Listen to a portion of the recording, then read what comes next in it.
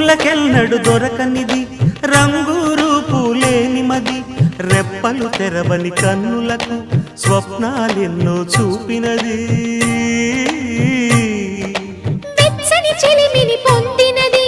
వెన్నెల కళగల నిండుమది కాటుక చీకటి రాత్రికి